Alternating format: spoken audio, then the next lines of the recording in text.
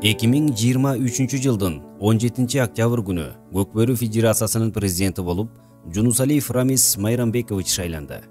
Рамис Жунусалиев акыркы 20 жылдан бери Көкбөрү тармагында тыгыз аралашып келгендиктен шайлоо учурунда 7 пункттан турган программасын сунуштаган.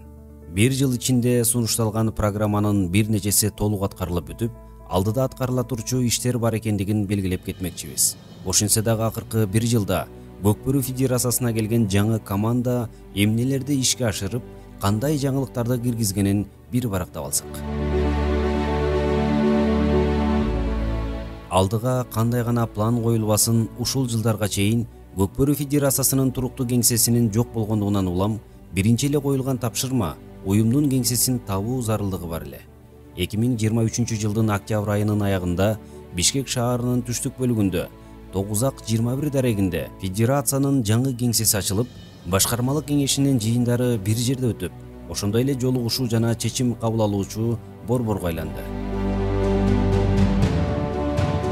Көкбөрү оюнунун эрежелерин өзгөртүп, тартипти күчтөө маселеси оорчундуу болуп тургандыктан, алгачкы башкармалык мүчөлөрүнүн жыйынында эле эрежени өзгөртүү боюнча жумушчу топ түзүлүп, жумушчу топтун төрагасы болуп Көкбөрү Федерациясынын вице-президенти Жылдызбек Музуратбеков дайындалды. Жумушчу топ 2024 жылдын Норуз турнирине Көкбөрү эрежелерине бир топ кошумчаларды киргизип, тартип күчөтүлүп, команда жана калыстарга болгон жоопкерчилик жогорулатылды. 2023 жылдын ноябрь айында Көкбөрү Федерациясынын үй-бүлөсү дагы бир мүчөгө көбөйүп, жекеме-жеке лигасын ачты. Бул оюндун ойлоп табуучулары Мирлан Сраждинов жана Каныбек Кубатов жекеме-жеке менен Көкбөрү спорттору бири-биринен ажырагыс бөлүк экенин эске алуу менен ушундай чечимге келгенин билдиришти. Федерация бул сунушту колдоого гана албастан 3-чү ачык чемпионатты өткөрүүгө өз салымын кошуп, аны менен чогуу 2024 жылдын февраль айында 4-чү чемпионатты уюштуруп өткөрүүгө жетишти. Аймактарда Көкбөрүнү пропагандалоо максатында түз эфирлерди уюштуруу маселеси ачык турган. Жогоруда айтылгандай, жекеме-жекенин 3-чү чемпионатында Көкбөрү Федерациясы биринчи жолу пилоттук режимде түз эфирди федерациянын YouTube баракчасы аркылуу жалпы кыргызстандыктарга көрсөттү. Ошондон кийин аймактардагы Көкбөрүнү көрсөтүүгө болоору билинген соң, ар бир облустагы райондор аралык чемпионаттарды жалпы Көкбөрү сүйүүчүлөргө көрсөтүү чечими кабыл алынды. Тасма Продакшн менен уюштурулган түз эфирлерден улам Көкбөрү Федерациясына таандык Көкбөрү кечи YouTube каналы бир жылдын ичинде 100 миңден ашык катталуучу чогулталды. Көкбөрү Федерациясынын сыртында иштер жүрүп жатканы менен, кеңсенин ичинде сайтты түзүү боюнча жумушчу топ параллелдүү ишин улантып келе берди. 5 адамдан турган жумушчу топ Норуз турнирине чейин сайтты ишке киргизүү тапшырмасы коюлгандыктан, ар бир оюнчулардын базасын, оюндардын архивин чогултуп, бир программага киргизүү тапшырмасы жеңил болгон жок. Мыктыларды сыйлоо салты жылдан жылга унутулуп бараткандыктан, Көкбөрү Федерациясы 2023 жылы бул иш-чараны кайрадан жандандырды. Мыктыларды аныктоону алгач, башкармалык мүчөлөрү менен такталган соң, 26 декабрда мыкты көкбөрүүчүлөргө сыйлыктар берилип, ошондой эле Көкбөрүгө жыл ичинде активдүү салым кошкондор унутта калган жок. Көкбөрүгө жогорку бийликтин көз карашы түз болгонун баса белгилеп кетүү керек. Аймактардагы Көкбөрүнү өнүктүрүү сунушуна Кыргыз Республикасынын президенти Садыр Жапаров ар бир облуска 1 миллион сомдон бөлүп берүү демилгесин колдоп, облустардагы ички чемпионаттарда президенттин аманаты тапшырылып берилди. Берилген каражаттар облустардын ички чемпионатын өткөрүүгө, ошондой эле 2024 жылдын февраль айында өткөн райондор аралык чемпионаттагы чемпион райондордун катышуусуна чоң көмөк болгонун белгилей кетмекчибиз. Айтылып өткөндөй эле Көкбөрү Федерациясы быйылкы жылдан баштап турнирлердин жаңы форматын сунуштады. Ар бир облустан тандалып алган чемпион райондор арасында Кыргызстандын райондор аралык чемпионатын өткөрүү менен Кыргызстандын мыкты району наамына жалпы 9 команда катышты. Бул турнир алгачкы жолу өткөнү менен Көкбөрүгө керектүү формат экендиги таасын билинди. Райондор аралык чемпионаттын жыйынтыгында Көкбөрү Федерациясы бул турнирди 2 жылда бир өткөрүп туруу чечимине токтолду. 2024-жылдагы Норус турниринин алдында көкбөрү эрежелерин өзгөртүү боюнча жумушчу топ ишин аяктаган соң жаңы эрежелердин негизинде алгач көкбөрү калыстарын окутуу башталды.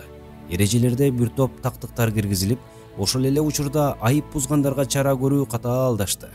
Бул өзгөртүүлөр Көкбөрү Федерациясынан тышкары спорттун улуттук түрлөрү боюнча мамлекеттик дирекциядан колдоо таап, калыстардан тышкары Норус турнирине чейин командалар жана оюнчуларга чейин тааныштырылды. Федерациянын бирден бир жаңылыгы трансфердик регламенттин иштелип чыкканында. Жаңы иштелип чыккан регламентке ылайык, эгерде клуб оюнчу же машыктыруучу менен келишим түзсө, федерациясы юридикалык жактан күбө болуп, үчүнчү тарап болуп бере алат. Алгачкылардан болуп трансфердик регламентти намыс командасы пайдаланып, бүгүнкү күндө трансфердик регламентти каалаган командага колдонууга жол ачылды. Ошондой эле Көкбөрүдөгү дагы бир жаңычылдык камсыздандыруу компаниясы менен макулдашууга келишкендиги болду. Заман талабына ылайык камсыздандыруу компаниясы менен оюнчулардын келишимге кол коюшкандыгы, оюнчулардын жаракат алган учурда медициналык чыгымды жеңилдетүүгө шарт түзмөкчү. Бул жаңычылдыкты Сары Өзөн, Талас жана Ынтымак командалары дароо колдоно алышты. Ал эми Көкбөрү Федерациясы оюнчулардын камсыздандыруудан өтүшүн мындан ары милдеттүү болушу керектигине токтолууда.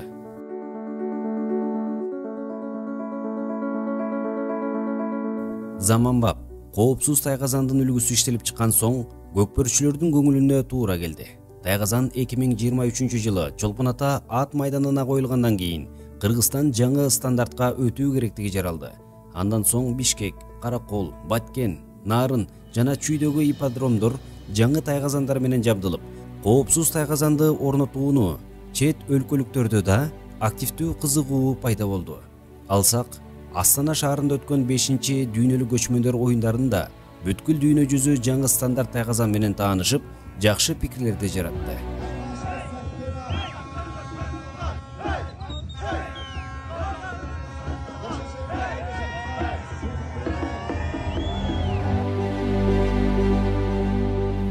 Көкбөрү спорттун чет өлкөдө пропагандалоо саясаты уланып, Орусия, Түркия, АКШдагы федерациялар менен тыгыз байланыш күчөдү.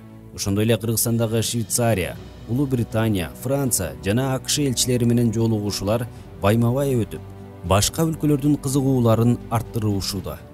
Орусия ушул жылдын май айында алгачкы жолу Россия Федерациясынын чемпионатын тайгазанда өткөрүү чечимине келип, май айында Алтай Республикасында өткөн турнирге Кыргызстандан көкбөрүүчүлөр барып, көрсөтмө оюн курушту.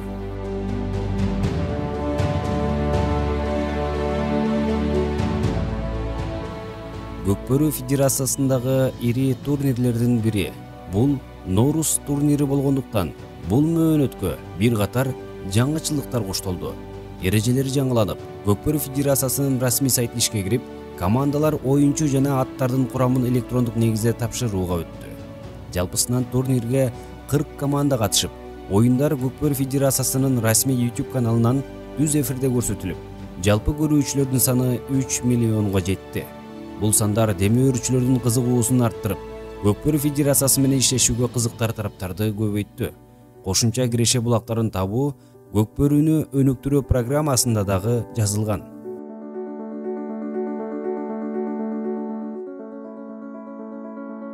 Быйылкы жеңиш кубогу 4 лиганын алкагында өтүп, ага жалпысынан 42 команда катышты. Федерациянын бирден бир жаңычылдыгы 2-чи лиганын түзүлүшү маалында туура кадам болгонун айгинелеп, бул лигадагы өз көрөрмандарын топтой алды. Ошондой эле жаңы командалардын, аттардын жана оюнчулардын жалпы республикага таанылышына 2-чи лига өзүнүн жакшы салымын кошуп келе жатат. 9 май жеңиш кубогунан кийин Көкбөрү Федерациясы көчмөндөр оюндарына даярдык көрүүгө дароо киришти. Дайындык 3 этаптан туруп, алгачкы этабында Кыргызстандын намысын эл аралык деңгээлде коргой турган аттарды иргеп чогултуу башталды. Бул жоопкерчилик Ынтымак командасынын жетекчилери Эрлан Абдыкапаров жана Адилет Назаровго жүктөлүп, биринчи этаптагы иш ордунан ийгиликтүү жылды. Июль айынан тарта көчмөндөр оюндарынын даярдыгынын 2-чи этабы башталып, Ага улуттук курама командага кирген оюнчулар кошулуп, Чолпон Ата шаарында окуу машыгуу этабы башталды. Улуттук курамага команданын оюнчулары бул этапта физикалык даярдыктарын чыңдоого киришмек жана ал үчүн көкбөрүүчүлөр атайын физикалык машыктыруучулардын көзөмөл астында жүрүшүн улантты. Көчмөндөр оюндарына дайындыктын 3-чү этабы 31-июль күнү башталып, 2-сентябрга чейин уланды. Бул аралыкта курама команданын балдары физикалык даярдыктан тышкары аттар менен бирге машыгууларды өткөрүүсү пландалып, дайындык этабы өз ирэти менен уланды.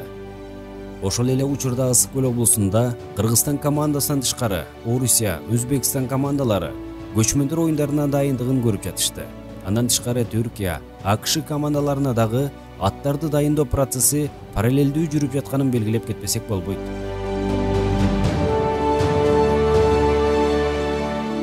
Көчмөндөр оюндарына алдыңкы оюнчулар жана аттар дайындалып жатканына байланыштуу президенттик кубок 1 жана 2 лигадагы командаларга биргелешип кубок талашууга шарт түздү. Ошентсе дагы бул кубок 3 айдан бери дымып калган республикалык оюндарды жандандырып, көкбөрүү командаларынан баштап күйөрмандарга жакшы маанай тартуулады. Көчмөндөр оюндарына Кыргызстан улуттук курама командасы 24 ат алып баргандан тышкары Түркия, Орусия, АКШ жана Өзбекстан командаларын аттар менен камсыздоо үчүн жалпы жонунан 80 ат менен Астана шаарына жетип келди. Албетте, аттарды көнгөн рационду кармап, табитин бузуп албоо максатында Кыргыз делегациясы аттардын жем чөбүнөн тышкары ичкен суусуна чейин Кыргызстандан ала келген. Көкбөрүнү эл аралык аренада жогорку деңгээлде таанытуу үчүн Кыргызстан башка катышуучу өлкөлөргө мине турган аттарын дайындап алып барбаганда, сүйүктүү спортубуз ата-андаштын жоктугунан көрсөтмө оюндардын катарына кирип калмак. Мына ошондуктан өлкөдөгү алдыңкы клубдардын көмөгү менен бул маселе жөнгө салынып, ата-андаштар мыкты кыргыз аттары менен камсыз болду. Ал эми көрөрмандар кыргыз аттарынын дайындыктарына өз сезимдерин жашырбастан жакшы баа беришти.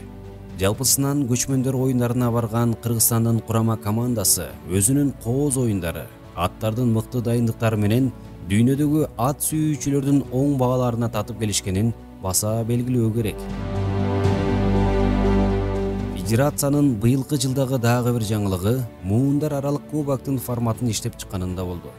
Кубоктун форматы уникалдуу болуп, буга чейин бир дагы спортто республикалык деңгээлде бул өңдүү кубок уюштурулган эмес.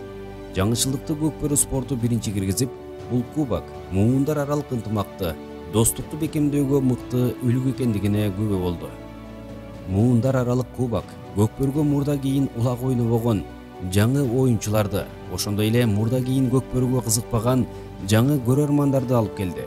Кубоктун жыйынтыгы менен Көкбөрү Федерациясы оюндун форматындагы тереңирээк иштеп чыгып, жыл сайын муундар аралык кубокты өткөрүп туруу чечимине келишти.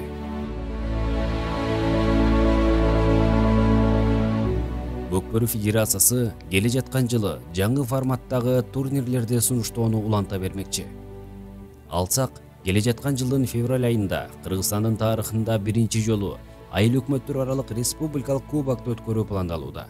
Ошондой эле туризмди өнүктүрүү максатында жай мезгилинде Ысык көлдө көкбөрү сүйүүчүлөрдүн лигасын киргизүү демилгеси бышып келатат.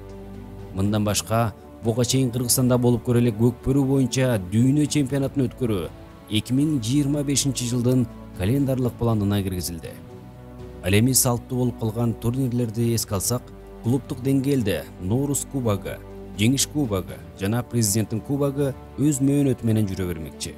Ошондой эле Кыргызстандын чоңдор жана жаштар чемпионатын 2025 жылдын күз айларында өткөрүү календарлык планга киргизилди.